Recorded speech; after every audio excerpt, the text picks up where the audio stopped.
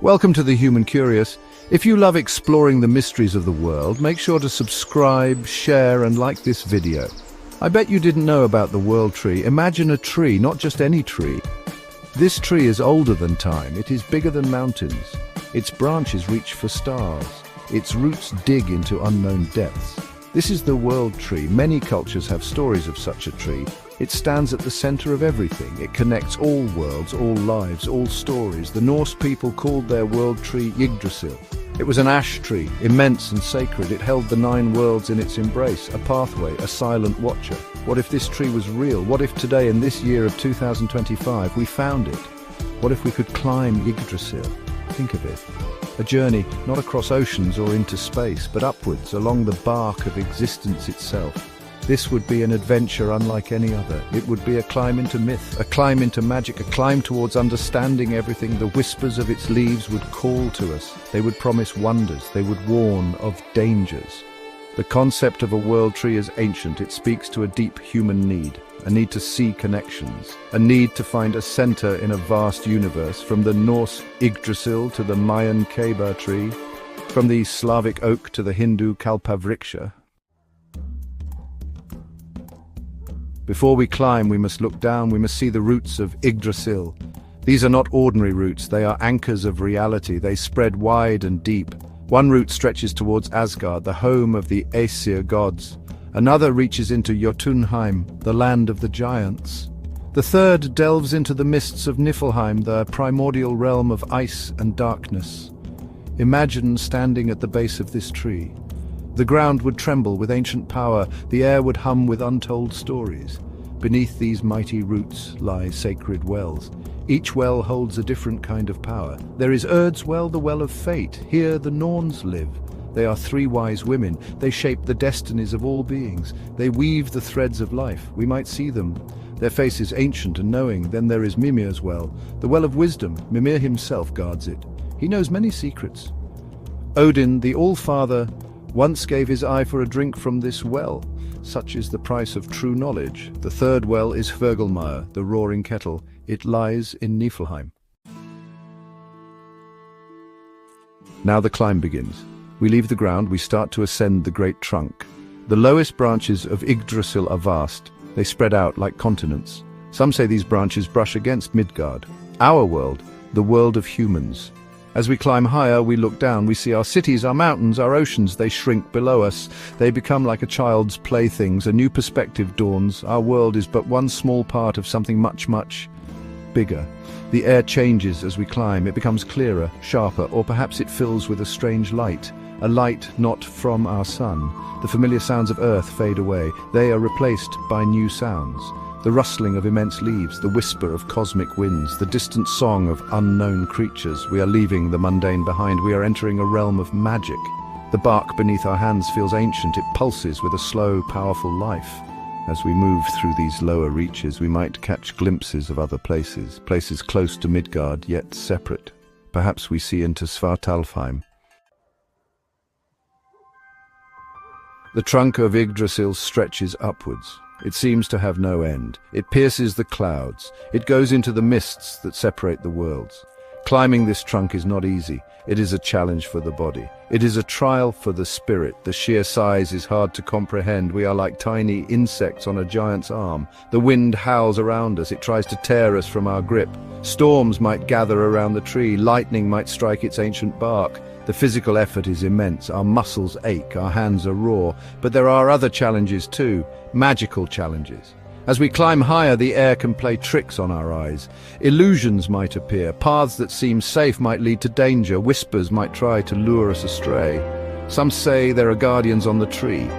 Spirits or creatures bound to protect its sacred paths. They might test our worthiness. They might try to turn us back.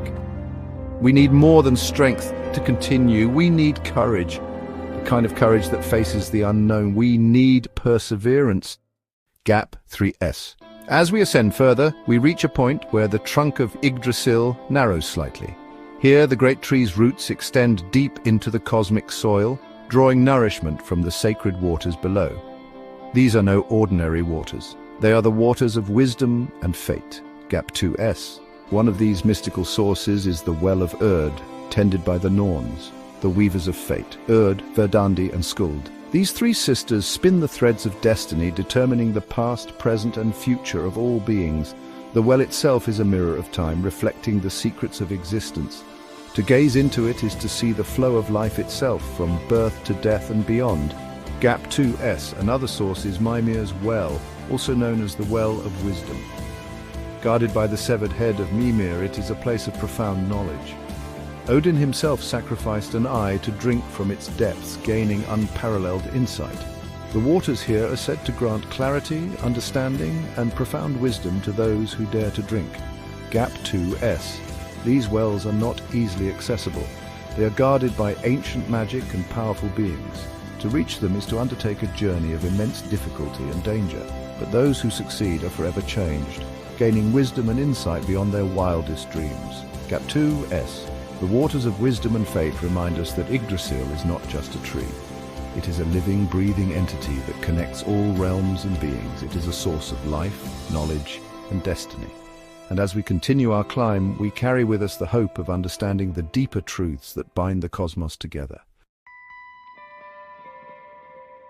Section 5. Realms of Wonder. Asgard, Vanaheim and Alfheim. Higher still we climb, through the mists and into clearer skies. The air here is different. It is thin yet full of energy. It shines with an inner light. We are reaching the upper branches of Yggdrasil. This is where the realms of gods and elves are found. Imagine breaking through a layer of cloud and seeing before you a city of gold, a city shining in the heavens. This could be Asgard, the home of the Aesir gods, Odin, Thor, Frigg. Their halls might gleam in the distance. Nearby, nestled among the great boughs, might be Vanaheim. This is the realm of the Vanir gods, gods of nature, fertility and wisdom, Njord, Freyr and Freya. Vanaheim would be a place of lush gardens, of wild forests, of sparkling rivers. It would feel ancient and powerful. A place where magic flows like water. The air would be sweet with the scent of flowers. The songs of strange birds would fill the air. It would be a realm of peace and vibrant life. Section 6. Shadows and Fire, Muspelheim and Niflheim's Touch. Yggdrasil connects all realms, not just the bright and beautiful ones. It also touches places of shadow and fire, places of ice and mist. As we climb, we might feel these other influences. Far below, or perhaps to one side, we might sense an intense heat, a fiery glow that pulses like a dark heart. This is Muspelheim, the primordial realm of fire, home to the fire giants and to Surtur, their leader, who waits with his flaming sword. From another direction, a biting cold might reach us, a chill that seeps into our bones. This is the touch of Niflheim, the realm of endless ice and mist, the oldest of the 9 worlds. It is a place of darkness and despair. Helheim, the land of the dishonorable dead, is located within Niflheim. The air from this direction would carry whispers of sorrow. It would feel heavy and ancient. These are the extremes of existence. Fire and ice, creation and desolation. The world tree stands between these powerful forces. It is a conduit. It is a bridge. It allows these energies to flow. Section 7. Creatures of the Canopy, Eagles, Squirrels and Dragons. Yggdrasil is not just a silent pathway. It is a living ecosystem. It is home to many strange and wonderful creatures. High in its topmost branches, an eagle perches. This is no ordinary eagle. It is wise. It sees everything that happens in the 9 worlds. Between its eyes sits a hawk named Vedrfolnir. Together they watch. They observe. They know the secrets of the cosmos. To see this eagle would be to look into the eyes of ancient knowledge. Scurrying up and down the trunk is a squirrel. His name is Ratatoskr. He is a messenger, but he's also a troublemaker. He carries messages between the eagle at the top and the dragon at the bottom. Often these messages are insults. Ratatoskr delights in stirring up conflict. He keeps the animosity alive. He is a reminder that even in this magical place there is gossip. There is mischief. There is the small, chattering voice of discord. Deep in Niflheim, at the roots of Yggdrasil, lies the dragon Nidhogg. He is a fearsome beast. Section 8. The Summit of Existence, Unveiling Cosmic Truths. Finally, after an immense journey, we reach it, the very top of Yggdrasil. What would we find there? Perhaps the branches thin out. They reach towards the stars like fingers. The air is crystal clear, the silence is profound, or maybe it is filled with a cosmic hum, the music of the spheres. From this vantage point we can see everything, all 9 worlds spread out below us, like jewels scattered on a dark cloth. Asgard, Midgard, Jotunheim, all of them. The stars are no longer distant lights. They feel close enough to touch. The fabric of reality itself seems thin here. We are at the nexus of all things, the boundary between the known and the unknown. Cosmic secrets might be whispered on the wind, truths about life, death, and destiny. Thank you for joining us on this journey. Don't forget to subscribe, share, and comment your thoughts on Yggdrasil. Section 9, Descending with New Eyes, the Echoes of Yggdrasil. The journey to the summit is only half the adventure.